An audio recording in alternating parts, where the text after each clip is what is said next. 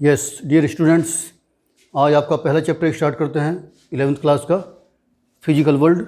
ये just introductory है, इसमें कोई डेरिवेशन नहीं है, कुछ नहीं है, जस्ट थोड़ा इंट्रोडक्शन टाइप है।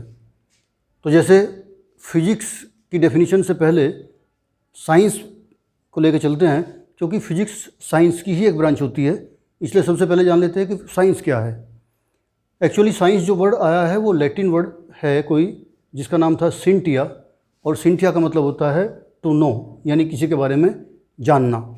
जब किसी हम चीज़ को जानने की कोशिश करते हैं तो उसको अगर हम क्रोनोलॉजिकली या फिर सिस्टमेटिकली हम उसको स्टेप बाय स्टेप जानने की कोशिश करें, तब उसकी स्टडी को नाम दिया जाता है साइंस। तो साइंस की अगर डेफिनेशन लिखी जाए तो इस तरह से हो जाएगी, it is a systematic attempt to understand natural phenomena. दूसरी एक और डेफिनेशन इस तरह से कह सकते हैं कि it is exploring, experimenting and predicting what we see around us. जो भी हम अपने चारों तरफ देख रहे हैं उसके बारे में एक्सप्लोर करना, यानी और जानना, उसके बारे में डीपली जानना। एक्सपेरिमेंटिंग, उसके बारे में हम अपना एक्सपेरिमेंट करके देखना कि जो हम देख रहे हैं वो कैसे हो रहा है, अपने आप करके देखें उसको। ऑन प्रेडिक्टिंग, और जो हम करके देख रहे हैं उसका रिजल्ट आगे क्या हो सकता है। तो ये सब तीनों पार्ट मिलके भी एक साइंस की डेफिनेशन हम कह सकते हैं। तो science is exploring, experimenting and predicting what we see around us. इस तरह से साइंस की डेफिनेशन शॉर्ट में आगे करके बढ़ते हैं। अब इसकी जो एक ब्रांच है फिजिक्स, उसको डिफाइन करते हैं। मेन टॉपिक हमारा यहाँ से शुरू होता है। What is physics? Physics is the branch of science, it is the branch of science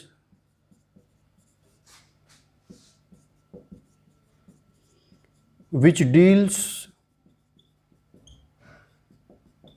with the study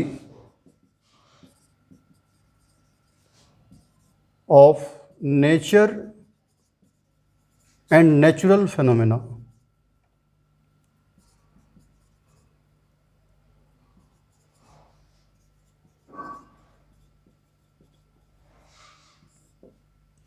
main topic हमारा यहाँ से शुरू होता है, फिजिक्स। तो फिजिक्स साइंस की वो ब्रांच है जिसमें हम नेचर और उससे रिलेटेड जो फिनोमेना हैं उनको स्टडी करते हैं, उसको बोला जाता है फिजिक्स। फिजिक्स यानी किसी बॉडी की स्ट्रक्चर, उसकी स्टडी करना। हिंदी में इसका नाम होता है भौतिकी। ये भौतिक का मतलब होता है सांसारिक। तो सांसारिक जो हमारे चारों ओर फिनोमेना हो रहे हैं उनकी स्टडी हम जिस साइंस के अंदर करेंगे उस साइंस का नाम दिया गया है फिजिक्स। हिंदी में इसको भौतिकी के नाम से पढ़ते हैं। चलिए ये डेफिनेशन से आगे बढ़ता हूँ।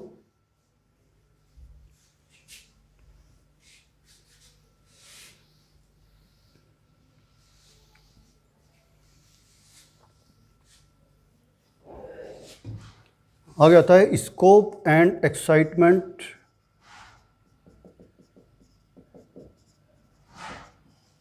Of physics.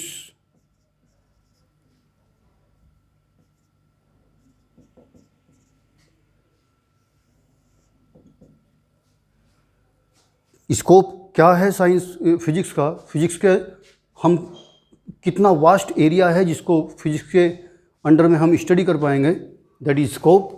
एक्साइटमेंट, उसके बारे में हमें क्या क्या जानकारियाँ मिलने वाली हैं। तो scope and excitement of physics में हम ये पढ़ते हैं कि फिजिक्स में जो भी हम स्टडी करते हैं उसको दो कैटेगरी में डिवाइड किया गया है। तो two categories are involve in study of physics.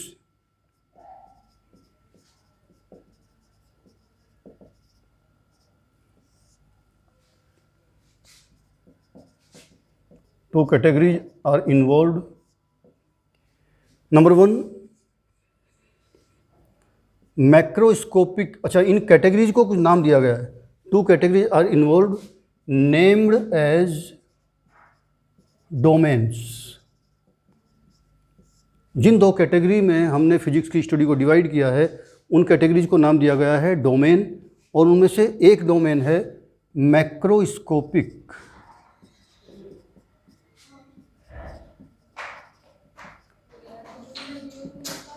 दूसरा होता है microscopic domain.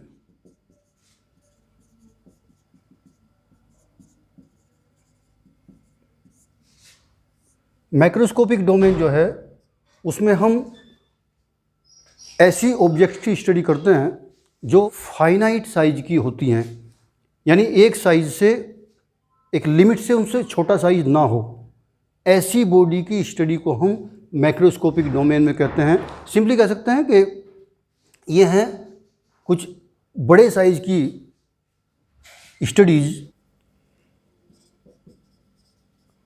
Study of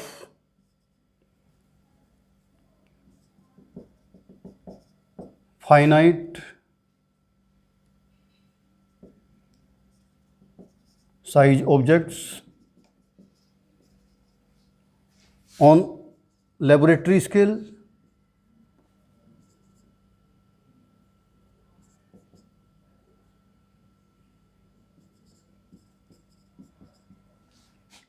terrestrial scale.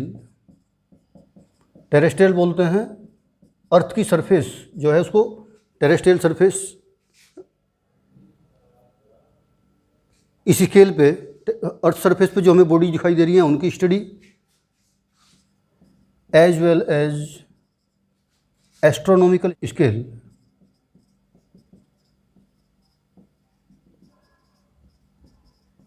Astronomical का मतलब हो गया प्लैनेट्स, सैटेलाइट्स वगैरह, यानी लेबोरेटरी स्केल पे बहुत छोटी ऑब्जेक्ट हो सकते हैं और एस्ट्रोनॉमिकल स्केल पे काफ़ी बड़े ऑब्जेक्ट भी हो सकते हैं जिनके साइज़ काफ़ी बड़े हैं, यानी एक फाइनाइट साइज से छोटे नहीं हैं। इस तरह की बड़े जो साइज़ की ऑब्जेक्ट्स हैं उनकी स्टडी हम फिजिक्स की जिस ब्रांच में करते हैं उसका नाम है, फिजिक्स जिस कैटेगरी में हम इनको रखते हैं उनको बोलते हैं हम मैक्रोस्कोपिक डोमेन। तो फिजिक्स के स्कोप को हमने दो कैटेगरी में डिवाइड किया जिनके नाम डोमेन्स होते हैं। एक डोमेन होता है जिसमें बड़े साइज के ऑब्जेक्ट हम स्टडी करते हैं, ये बड़े स्केल की बॉडीज लैब स्केल पे भी हो सकती हैं, और एस्ट्रोनॉमिकल स्केल यानी स्पेस में भी जो प्लैनेट्स या सैटेलाइट्स वगैरह हैं उनके साइज़ की भी हो सकती हैं। ये सब आती हैं फिजिक्स की स्टडी में मैक्रोस्कोपिक डोमेन में। उसके बाद आता है माइक्रोस्कोपिक डोमेन। पहले माइक्रोस्कोपिक डोमेन में होते हैं बहुत ही small size objects like study of atoms, molecules, elementary particles,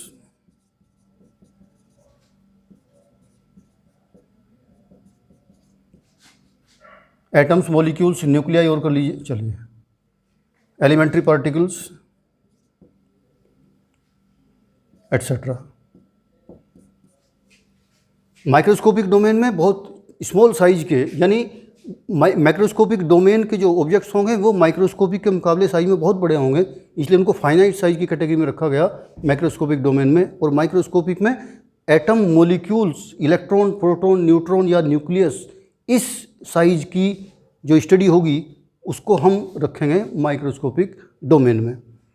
अब मैक्रोस्कोपिक डोमेन में कौन कौन सी फिजिक्स की ब्रांच मैक्रोस्कोपिक डोमेन में यूज होती हैं, उनको डील करती हैं, तो इसमें पहले नाम आता है मैकेनिक्स,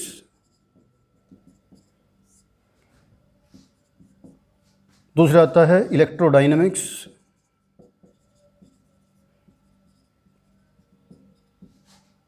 फिर इसमें आता है थर्मोडायनेमिक्स,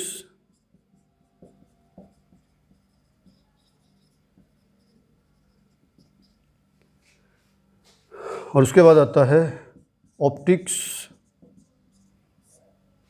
मैक्रोस्कोपिक डोमेन में फिजिक्स की जो ब्रांचेज यूज होती हैं वो mechanics, electrodynamics, thermodynamics and optics. अब थोड़ा थोड़ा इनके बारे में जान लेते हैं कि मैकेनिक्स में किस किस तरह के फिजिक्स के लॉज हम इस्तेमाल करते हैं। तो मैकेनिक्स में हम यूज करते हैं Newton's laws, and gravitational laws.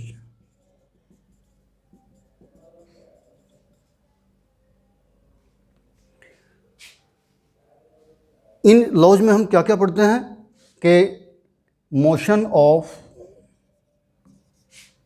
Particles, rigid and deformable bodies. Deformable मतलब, रिजिड का मतलब उनका होता है जिन पे हम बाहर से फोर्स लगाएं तो उसमें डिफॉर्मेशन ना हो, यानी उसकी शेप चेंज ना हो। डिस्प्लेसमेंट हो तो पूरी बॉडी का एक साथ हो, ऐसा नहीं है जहाँ पे हमने फोर्स लगाया वहीं से डिस्प्लेसमेंट हो गया, बाकी सारी बॉडी अपनी जगह पर रखी है। जैसे कोई रबड़ की बॉल है, दबाई तो जहाँ पे दबाई वहाँ से दब गई और बाकी अपनी शेप में वहीं है। डिफॉर्मेबल होते हैं जिनको फोर्स लगाने से डिफॉर्म हो जाती है, उनकी शेप चेंज हो जाती हो। तो मैकेनिक्स में हम न्यूटन्स के लॉज, ग्रेविटेशन लॉज यूज करेंगे, जिनमें हम पार्टिकल्स की motion, rigid bodies, deformable bodies, इनकी स्टडी होगी। System of particles,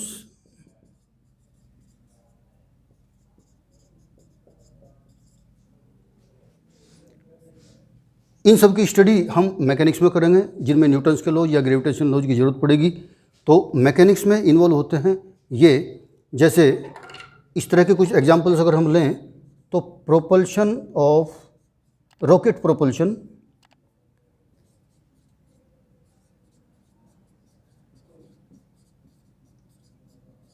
bye jet of gases. किसी रॉकेट से पीछे कोई जेट के रूप में गैसेज निकलती हैं, तो जितने फोर्स से गैसेज पीछे जाती हैं उतने ही फोर्स वो गैसेज रॉकेट पे आगे की ओर लगाती है और रॉकेट आगे चल पड़ता है। तो एक्शन रिएक्शन यानी न्यूटन्स के लॉ यूज हुए। प्रोपेगेशन ऑफ वाटर वेव्स, ये आगे पढ़ेंगे।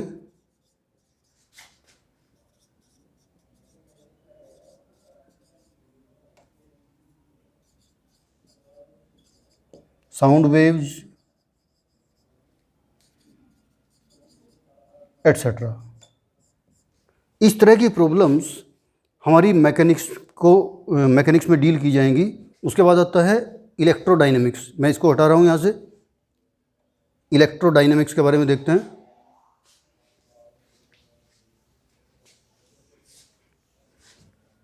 तो बी है हमारा इलेक्ट्रोडायनेमिक्स।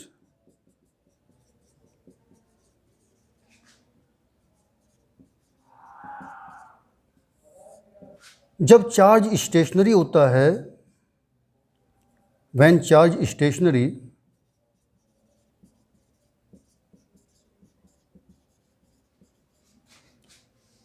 इट जनरेट्स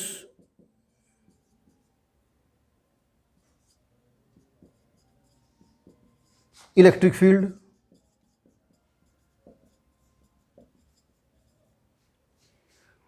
और इस इलेक्ट्रिक फील्ड में किसी चार्ज पे फोर्स लगता है जिसे बोलते हैं हम इलेक्ट्रिक फोर्स।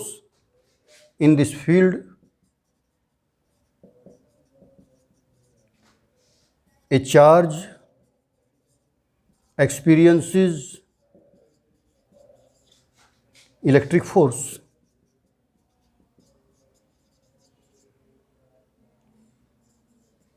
of attraction और repulsion.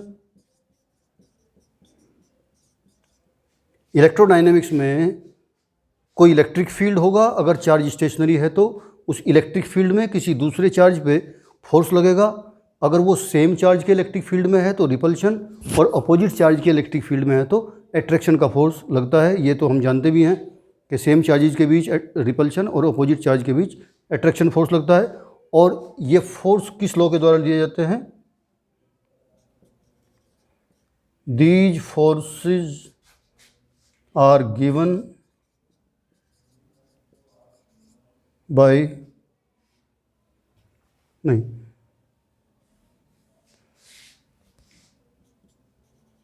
This force is given bye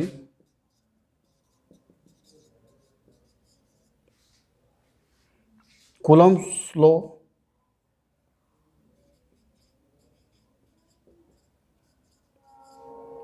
इसी तरह से अगर चार्ज मोशन में हुआ तो फिर वो मैग्नेटिक फील्ड भी जनरेट करेगा। मुझे यहाँ पे इसको मिटाना पड़ेगा, आप लोगों ने नोट कर लिया होगा, तो मैं इसको मिटा देता हूँ। चलिए, थोड़ी जगह नीचे है तो फिर यहाँ शुरू करता हूँ। व्हेन चार्ज इन मोशन,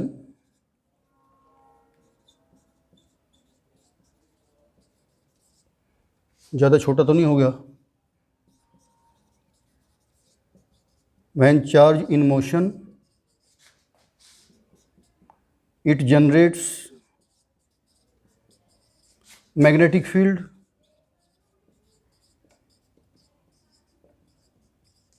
ये बातें याद रखने की हैं।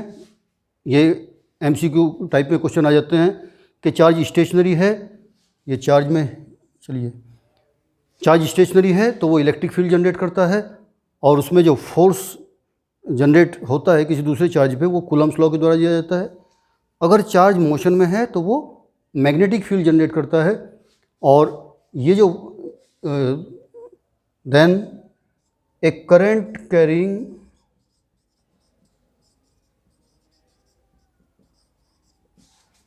conductor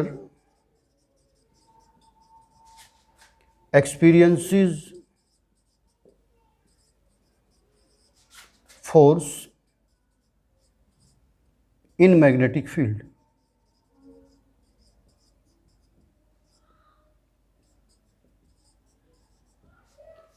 अगर चार्ज मोशन में है तो वो मैग्नेटिक फील्ड जनरेट करेगा, और उस मैग्नेटिक फील्ड में कोई करंट कैरिंग कंडक्टर में चार्ज ही मूव करता है, चार्ज मूव करता है तो करंट बनती है। तो या तो यह कह लीजिए current carrying conductor force feel करेगा या मूविंग चार्ज फोर्स फील करेगा। हालांकि मूविंग चार्ज अगर इलेक्ट्रिक फील्ड में होता तो वहाँ भी फोर्स फील करता। तो आगे चलते हैं फिर। इस इलेक्ट्रोडायनेमिक्स में और जो लॉज हैं वो ओर्स्टेड लॉ यूज होगा। ये याद रखने की बातें हैं कि मैकेनिक्स में न्यूटन्स लॉ और ग्रेविटेशन लॉ यूज हो रहे थे, इलेक्ट्रोडायनेमिक्स में Oersted law, Ampere's law, Faraday law,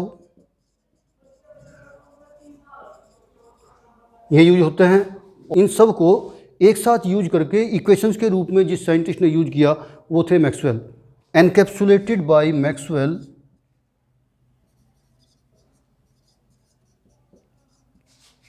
in electromagnetic equations।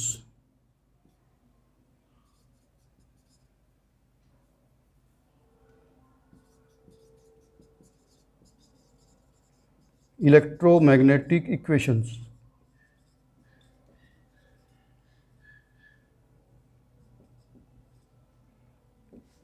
ये कुछ इंपॉर्टेंट बातें हैं कि इलेक्ट्रोडायनेमिक्स में मैं पहले बताया चार्ज स्टेशनरी है तो इलेक्ट्रिक फील्ड जनरेट करेगा। उस इलेक्ट्रिक फील्ड में जो फोर्स फील करेगा कोई चार्ज तो वो कूलम्ब्स लॉ से मिलेगा। अगर चार्ज मूव करता है तो वो करंट जनरेट करेगा, मैग्नेटिक फील्ड जनरेट करेगा।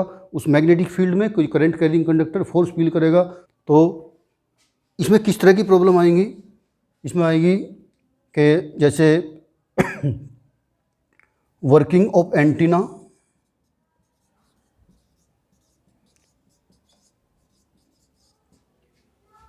एंटीना वर्क करता है तो वो इलेक्ट्रोमैग्नेटिक वेव जो आती हैं, इससे हमारे टीवी के, इंटरनेट के, मोबाइल के सिग्नल आ रहे हैं, उनको कैच करता है, तो वो इलेक्ट्रोडायनेमिक्स में ही आती हैं। तो उनकी स्टडी हमारी इलेक्ट्रोडायनेमिक्स में आएगी। Propagation of electromagnetic waves, propagation of electromagnetic waves, मैं इनको शॉर्ट में ऐसे कर देता हूँ EM वेव्स। चलिए आगे चलते हैं। थर्मोडायनेमिक्स, ये आपने नोट कर लिया होगा। थर्मोडायनेमिक्स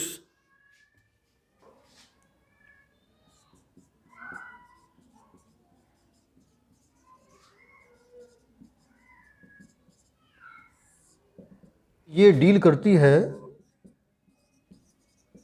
यानी थर्मोडायनेमिक्स में जो हम स्टडी करते हैं उसमें जो फिनोमेना आते हैं वो आता है change in internal energy,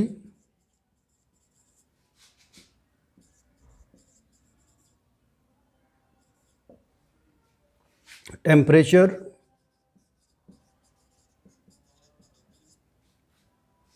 of a body, एक एंट्रोपी होता है, चलो एंट्रोपी लिख देता हूँ, चेंज इन उसकी हीट से रिलेटेड होता है entropy, by doing work,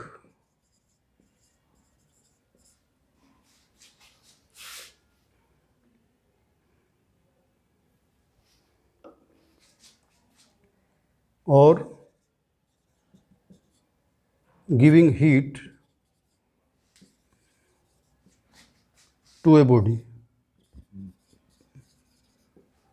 thermodynamics में किसी बॉडी की हीट में कितना चेंज होता है, टेम्परेचर में कितना चेंज होता है, इंटरनल एनर्जी में कितना चेंज होता है जब हम उसके ऊपर कोई वर्क करते हैं या उसको हीट देते हैं या उससे हीट ले लेते हैं, तो ये हीट के एक्सचेंज से जो चेंजेज होते हैं किसी बॉडी में वो आते हैं, जब उस जिस स्टडी के अंदर वो आते हैं उसे बोलते हैं थर्मोडायनेमिक्स।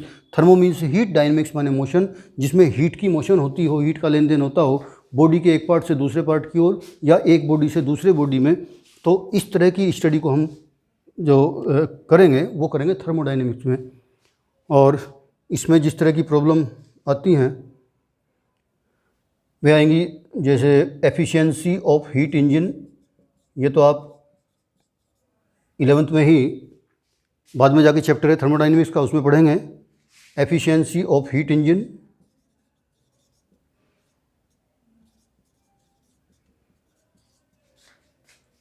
रेफ्रिजरेटर्स,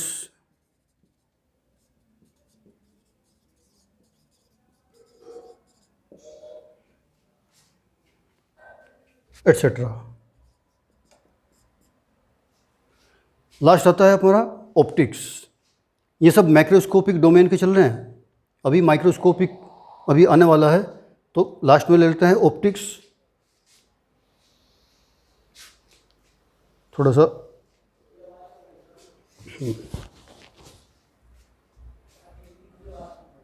ऑप्टिक्स डील करती है, it deals with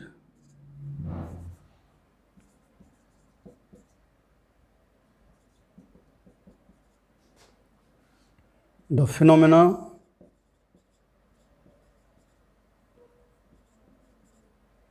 involving light।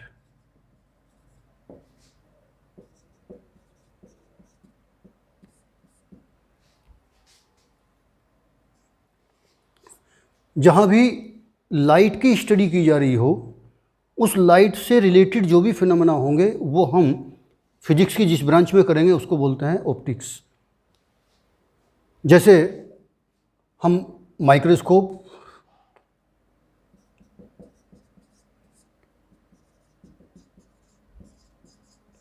Telescope,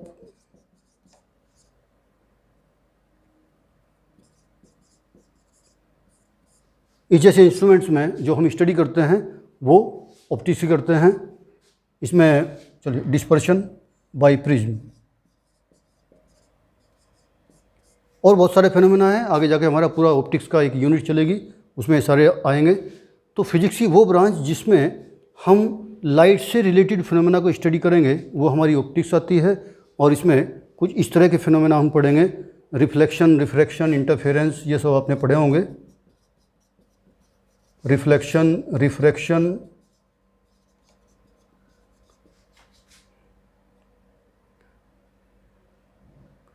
एक होता है डिफ्रैक्शन। इस तरह के बहुत सारे फिनोमेना हैं जो हम ऑप्टिक्स के अंदर उनको स्टडी करते हैं। पोलराइजेशन ऑफ लाइट वगैरह बहुत सारे हैं। तो ये तो हुआ हमारा मैक्रोस्कोपिक डोमेन के कुछ पार्ट। आगे आते हैं कि जब फाइनाइट साइज की बॉडी ना हो, बहुत छोटे साइज की हो, जैसे एटम्स, मॉलिक्यूल्स वगैरह, इलेक्ट्रॉन, प्रोटॉन के साइज की हो, तो उनकी स्टडी को हम फिजिक्स की जिस कैटेगरी में रखेंगे, जिस स्कोप में लेंगे, उसका नाम रहेगा हमारा माइक्रोस्कोपिक डोमेन। अच्छा, एक बात ये रह गई कि मैक्रोस्कोपिक डोमेन जो macroscopic domain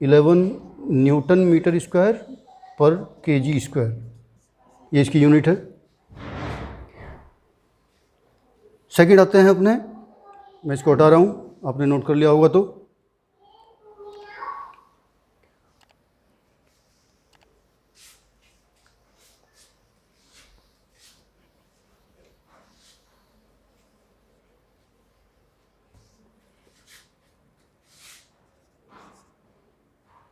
electromagnetic forces,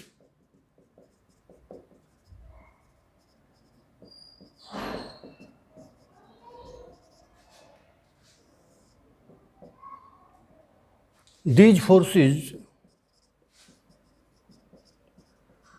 are very strong as compared to gravitational forces.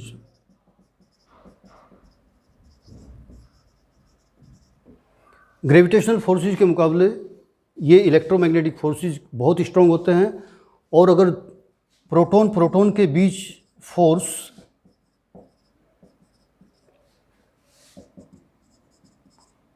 Between proton proton, अगर ये प्रोटॉन प्रोटॉन के बीच ग्रेविटेशन फोर्स कैलकुलेट किया जाए उनके मास को कंसीडर करते हुए, और प्रोटॉन प्रोटॉन के बीच इलेक्ट्रिक फोर्स कंसीडर किया जाए, तो वो आता है force between proton proton equal to 10⁻36 times the gravitation force. अगर प्रोटॉन प्रोटॉन के मास m1 m2 थे, दोनों के इक्वली रहेंगे, m1 m2 की वैल्यू बराबर हो जाएगी, और उनके बीच की डिस्टेंस r हो, तो उनके मास को देखते हुए अगर उनके बीच का ग्रेविटेशन फोर्स निकाला जाए और उनके चार्ज को देखते हुए, जो कूलम्ब्स लॉ से मैंने इससे पहले बताया, अभी दोनों के चार्ज Q1 Q2 की वैल्यू बराबर हो जाए, कूलम्ब्स का लॉ होता है ये, दोनों के बीच का फोर्स उनके चार्जेस के मैग्नीट्यूड के मल्टीप्लाई के प्रोपोर्शनल और उनके बीच की डिस्टेंस के स्क्वायर के इनवर्सली प्रोपोर्शनल, तो ये जो इलेक्ट्रिक फोर्स आएगा ये इस ग्रेविटेशन फोर्स के मुकाबले 10⁻36 टाइम्स ग्रेटर आता है, यानी इतने बहुत बड़ी क्वांटिटी बैठती है। तो electromagnetic forces are very very strong as compare to gravitational force. और दूसरी बात, इलेक्ट्रोमैग्नेटिक फोर्स अट्रैक्टिव भी हो सकते हैं, रिपल्सिव भी हो सकते हैं, और ग्रेविटेशनल फोर्स तो क्या थे, ऑलवेज अट्रैक्टिव ही थे। तो these forces may be attractive for opposite charges and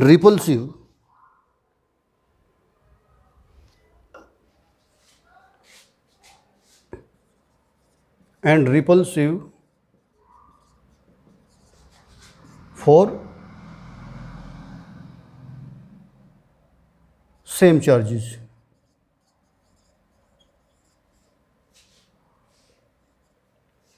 तो इलेक्ट्रोमैग्नेटिक फोर्सेस के बारे में कुछ ये क्लियर हो गया होगा। आगे चलते हैं इसमें। वीक न्यूक्लियर फोर्सेज, इसको मैं आगे बढ़ जाता हूँ मिटा के हुए।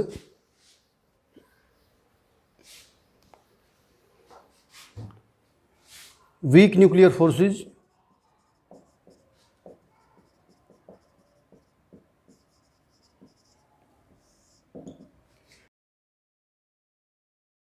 वीक न्यूक्लियर फोर्सेज का नाम ही वीक है, ग्रेविटेशन फोर्स के मुकाबले ये बहुत स्ट्रॉन्ग होते हैं, लेकिन इलेक्ट्रोमैग्नेटिक फोर्स के मुकाबले कुछ वीक होते हैं। यानी these forces are between gravitation force and electromagnetic force. ये कब एग्जिस्टेंस में आते हैं, तो these forces play an important role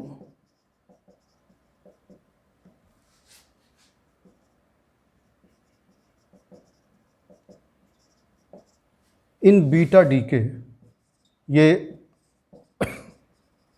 आगे पढ़ाया जाएगा। Beta decay of a nucleus. Beta decay में क्या होता है कि किसी न्यूक्लियस से इलेक्ट्रॉन निकलते हैं। ये न्यूक्लियस है मान लीजिए, न्यूक्लियस से हाई स्पीड इलेक्ट्रॉन निकलते हैं। इन हाई स्पीड इलेक्ट्रॉन्स को ही हम बीटा पार्टिकल बोलते हैं। नॉर्मल स्पीड पे इलेक्ट्रॉन चलता है तो उसको हम इलेक्ट्रॉन ही कहते हैं। लेकिन जब न्यूक्लियस से इलेक्ट्रॉन निकलेगा तो उसको बीटा पार्टिकल बोलेंगे। अब आप ये कहेंगे कि न्यूक्लियस के अंदर तो प्रोटॉन और न्यूट्रॉन ही होते हैं, कह सकते हैं, लेकिन न्यूट्रॉन और प्रोटॉन भी कुछ एलिमेंट्री पार्टिकल से मिलकर बनते हैं, तो वहाँ पे इलेक्ट्रॉन भी जनरेट हो सकता है जिसको हम बीटा पार्टिकल बोलते हैं। और वहाँ से अकेला इलेक्ट्रॉन नहीं निकलता, वहाँ पे एक और पार्टिकल होता है इसके साथ, न्यूट्रिनो। इलेक्ट्रॉन प्लस न्यूट्रिनो, इन दोनों का कॉम्बिनेशन निकलता है और हाई स्पीड इलेक्ट्रॉन को फिर हम बीटा पार्टिकल बोलने लगते हैं। तो इस यहाँ पे वीक न्यूक्लियर फोर्सेज के कारण ही ये बीटा पार्टिकल निकलता है। अगर ये फोर्स स्ट्रांग होते तो ये बीटा पार्टिकल वहाँ से निकल ही ना पाता। फोर्स वीक थे इसलिए, तो ये हुए वीक न्यूक्लियर फोर्सेज जिनके कारण बीटा डीके जैसी हैपनिंग होती है। उसके आगे आता है last, strong nuclear forces.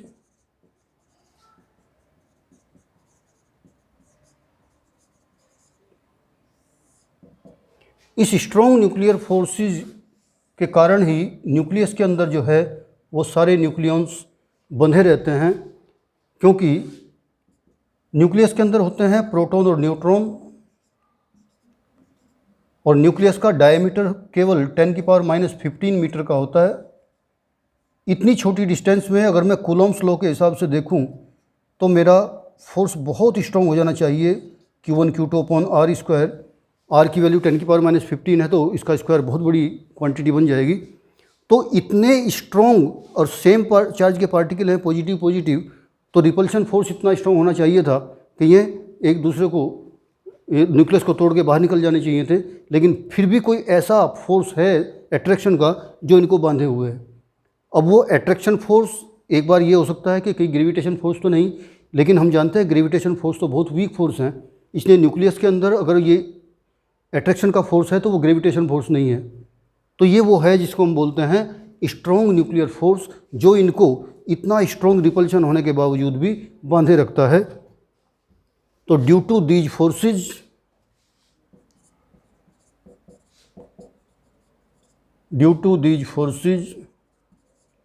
the nucleons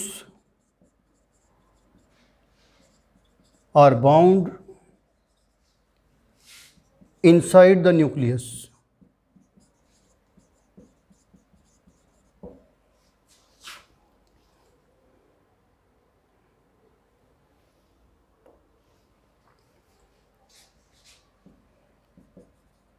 These are strongest forces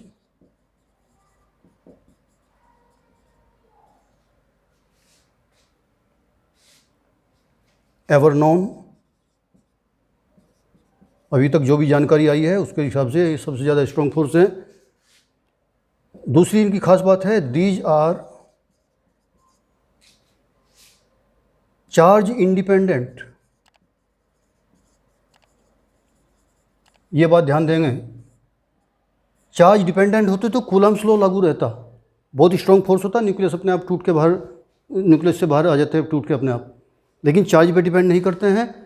तो इसलिए ये अलग ही कैटेगरी के फोर्स हैं और इनका नाम है स्ट्रॉन्ग न्यूक्लियर फोर्सेस।